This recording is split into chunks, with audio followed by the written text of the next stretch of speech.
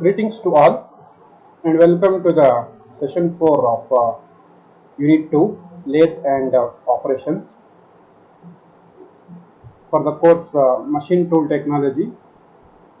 Course code is 15ME43T. Myself Muhammad Imran, lecturer in the Department of Mechanical Engineering, Government Polytechnic, Karwar. So in the today's session we are discussing the following content: taper turning methods by combining feed methods. So earlier class we have studied different methods of producing taper turning method. So today we are discussing the final method of taper turning, that is combining feed method, thread cutting operation in lathe, and then lathe accessories. So taper turning by combining feed method. So in the earlier class we have studied different methods of taper turning, that may be a tile stock set over method, by form tool method, by swirling cross slide method, then using a taper turning attachment. Today we are studying the final method, that is combining feed method. So this method is not usually practically used, because this method will not give any accurate result. Here how to obtain the taper surface here. The taper turning means to obtain the conical surface on the workpiece of different diameter for a particular length. Here, both the cross feed and the longitudinal feed are given simultaneously on the workpiece. So the resultant force will be resultant feed will be like this. So what will happen if you give a cross feed? Cross feed is perpendicular to the lathe axis, whereas the longitudinal feed is parallel to the lathe axis. What will happen if you give both the feed simultaneously, and the tool will move like this in a taper line. It will move like this taper line, because we are giving a cross feed like this, and simultaneously we are giving longitudinal feed. What will happen? The tool will move like this.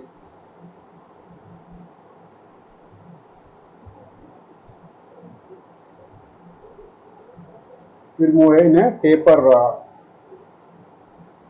Will move like this in a taper line.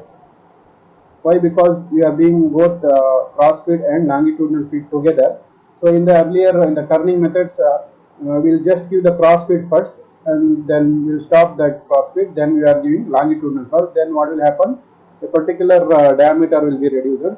But here we are giving both the cross feed and longitudinal feed together, so that the final output will be a taper line. So taper surface will be produced on the work surface.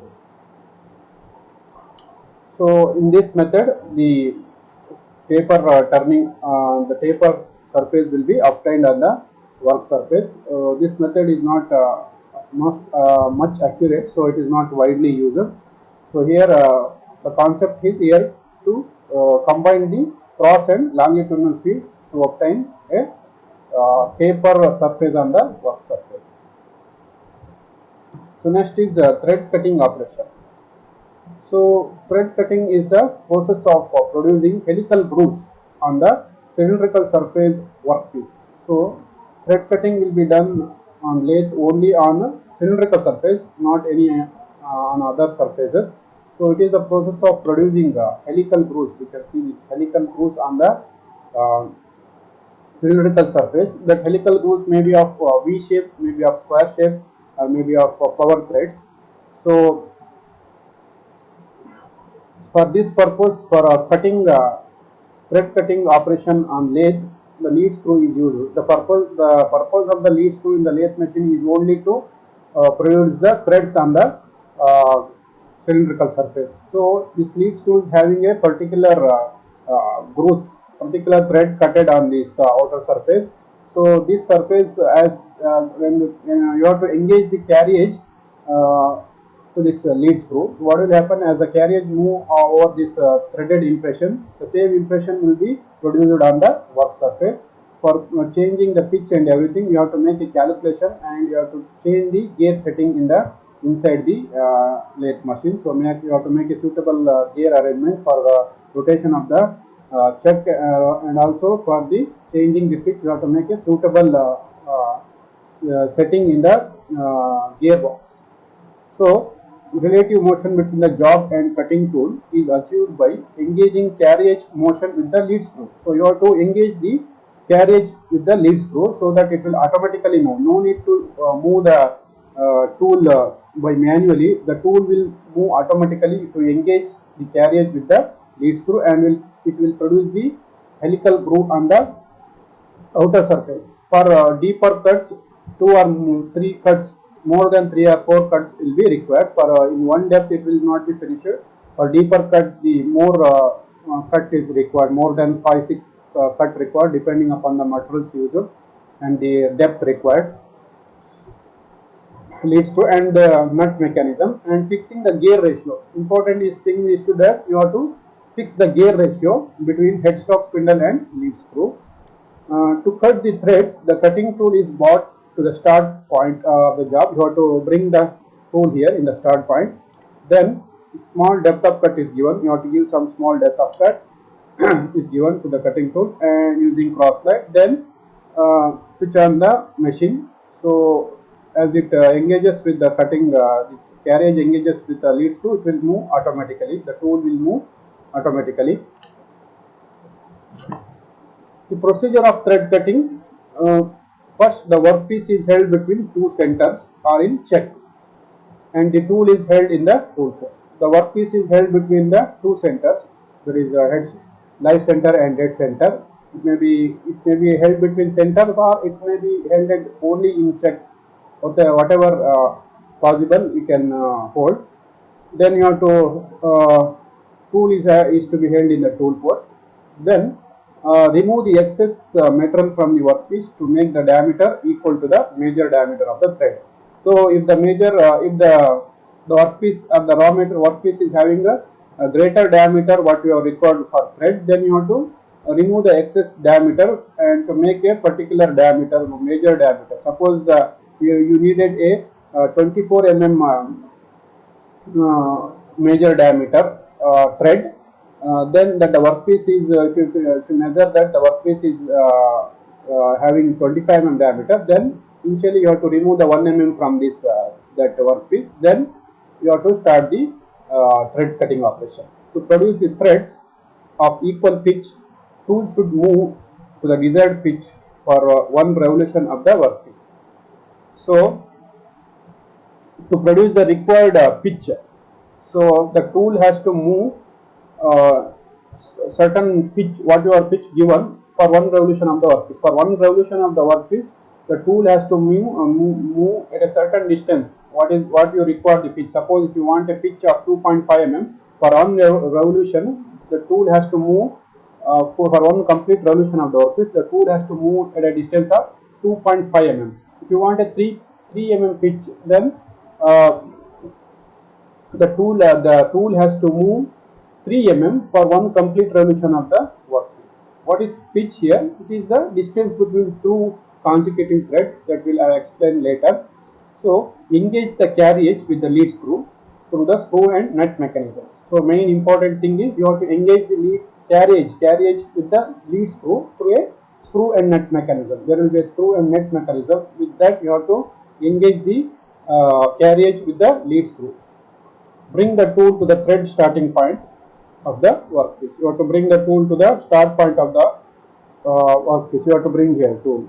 You have to this is the carriage. You have to engage the carriage with the lead screw by a net mechanism. Then you have to bring the tool here near before the beginning of the workpiece. Then give small depth of cut cross side. You have to give the depth of cut here cross side in cross direction like this. Then the carriage is engaged with the lead screw. Cut is made on entire surface and the workpiece is the carriage is disengaged. So after bringing the workpiece here, you have to give some small depth of cut. Then you have to start the machine. Then you have to engage the nut mechanism. Immediately after engaging the nut with the lead screw, you have to engage the carriage with the lead screw. Then you have to turn on the machine. immediately when you turn on the machine, the carriage, the tool will start moving. So you should not start the machine without engaging the lead screw. So you have to just give the cross slide, then you have to engage the nut mechanism with the lead screw, then you have to turn on the machine. Immediately when you turn on the machine, the tool starts moving over the workpiece, producing a impression of helical grooves on the work surface. The tool is pulled out of the workpiece. Once your required length of thread is achieved, then you have to uh, uh, give the reverse speed, so that you have to bring the tool away from the work surface. Then you have to turn off the machine. Then again you have to move the lead screw to the you have to disengage the nut mechanism, and you have to move the carriage. Again you have to bring the tool to the initial position as you have stated earlier. Then again you have to engage the nut mechanism with the carriage. Again you have to give more depth of cut what you have initially given. Then again you have to turn on the machine. Again the tool will move over the surface, and now this time some deeper cut will be produced because we have given more depth of cut here. So this method is repeated 5-6 times in order to give the required depth until the required depth is obtained. The tool is pulled out of the workpiece. The cross slide brought back to the starting point and give a fresh cut. This process is repeated until the full depth is reached. So this is the method for producing thread cutting operation. So initially I will just explain. Uh, so what is pitch here? I told you pitch is the distance between two consecutive threads. This is the pitch. So if this pitch is 3 mm, then for one complete revolution of the pitch, for one complete revolution of the workpiece, the tool will move from this position to this position. This how we will obtain this distance means you have to set in the gear ratio. Just before you have to calculate, and you have to set the particular gear ratio. Then the tool will automatically move from for a particular distance that is equal to the pitch for one complete revolution of the workpiece. This is thread angle. This is V thread angle. This is the major diameter. You can see here maximum diameter is the major diameter, and this is the minor diameter. From here this diameter to this diameter is the minor diameter. This is the pitch dia. Half of this major dia and minor dia is pitch dia. So next is lathe accessories. Lathe accessories are used for holding and supporting the work or cutting tool. So some operations in the lathe is not performed by chuck or live center or dead center. So some of the operation which is complicated one is requires some extra attachment. So that cannot be performed directly through the live center or through the chucks.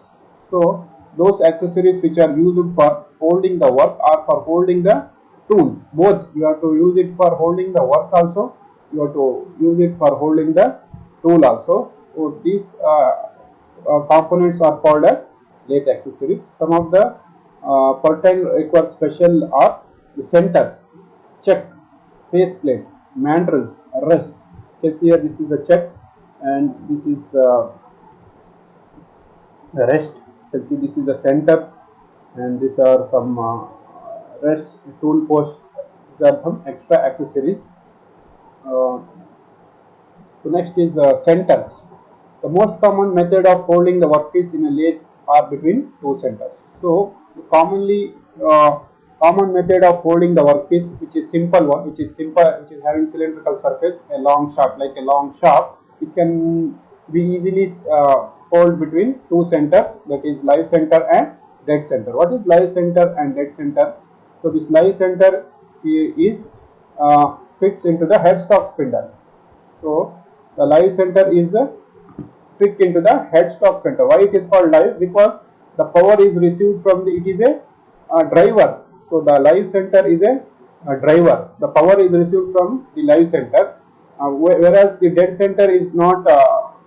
It is not revolving itself. It will revolve by the driver. So the force of the as the machine is turned on, so the this headstock motor will start rotating. That will rotate the live center. This is the driver. This rotation will be transmitted to workpiece, and the workpiece the rotation of the workpiece will be transmitted to dead center, that will start rotating. So this is the driver and this is the driven. So that's why it is called as a driver. It is called as a live center. This is the driven. So that's why it is called as dead center. So dead center is which is fitted into the tail stop and does not revolve by itself. It will revolve only after the rotation of the workpiece. The workpiece will rotates the dead center. So it is having a 60-degree construction. You have 60-degree angle for live center. Center runs in its own bearing. So it runs on bearing, its own bearing. Here it is having a bearing in the live center. So it will rotate on its bearing. It is having included angle of 60 degree. So other than these different types of centers used for we have live center and dead center. So this is a general one. So there are different types of live center and dead center that are used depending upon the requirement. So different types of centers are used for different types of workpieces. So different workpieces requires different types of centers. You cannot use common centers here. So different types of workpiece require different types of centers, and also for specific purpose. Some are used for specific purpose only, which are some brittle material will be there, some hard material will be there. We cannot use a normal centers for them. So some that require some special centers. So these are some common methods, common centers you can see here. Ordinary center, ball center, insert type center, tipped center, half center, revolving center, pipe center. Ordinary center is normal center. So ordinary center is this type of center is used for general purpose and for small operation. For small operation and for general purpose, we are using ordinary center. You can see in the machine shop what to do. The operation is the ordinary center only. Next is the tipped center. So this is the tipped center you can see here. So this tipped center, this is very important of all other centers. So one of the important center of all the centers, and here the tip is made up of hard material. The tip of this, you can see this tip is made up of hard material, that is carbide or hard alloy tip brazed into ordinary steel shank. So this is the steel shank. It is brazed into the steel shank.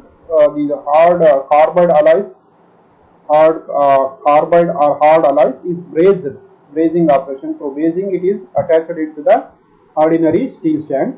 The hard tip is wear resistance. Why it is used? Because it is having high wear resistance. Because there is a lot of cutting force coming from the workpiece or tool. So if you use a normal center, that the centers will worn out. So when you are using a heavy cutting forces during machining, then we are using these tipped centers. These hard materials will resist deflection. So it will resist the deflection. When the cutting force is more, if you use the ordinary center, it will deflect, then there will be chances of failure of ordinary center. So in that case, when we are making a big operation or a larger operation, so in that time we are using a tipped center that will resist the deflection, wear and tear. The ball center, you can see here, this is the ball center. It is having a ball at the end. It is having a tip, whereas this is having ball. This type of center is used to minimize the wear and strain while taper turning by set over method. So this ball center is particularly used for taper turning methods by set over method. By setting over means setting over the tile stock. So for tile stock we are using this ball center only for taper turning method, because there is a lot of strain, because the axis we are changing, there will be a lot of cutting forces acting on the tile stock. That's why we are using a special center here for specifically for set over methods, taper turning by set over methods. Insert type center. This is the insert type center. This is a very economical type of center. Instead of using the ordinary center, which is which is having full of material, we are using a small insert type of center. Economic purpose, here we can replace the only high speed steel insert instead of replacing whole center. In place of replacing the whole center, we are just replacing a small insert type of center. So it is very economical, because it requires more cost will be more for ordinary center, whereas we require this much only here. So that's why it is economical So when you are using a for small operation, it doesn't have much cutting forces, then we are using insert type of centers. Half center. This is very similar to ordinary center. So you can see half center. So here the half of this center is, you can see it is not there. It is grounded. The half of center will be grounded. It is similar to ordinary center. The half of the this initial position will be grounded. You can see this is very similar to ordinary center, except the little or less than half of the centers have been grounded away, used for while facing job without disturbing the setting. So this particular half center is used for facing operation. The facing, we are giving a cross feed.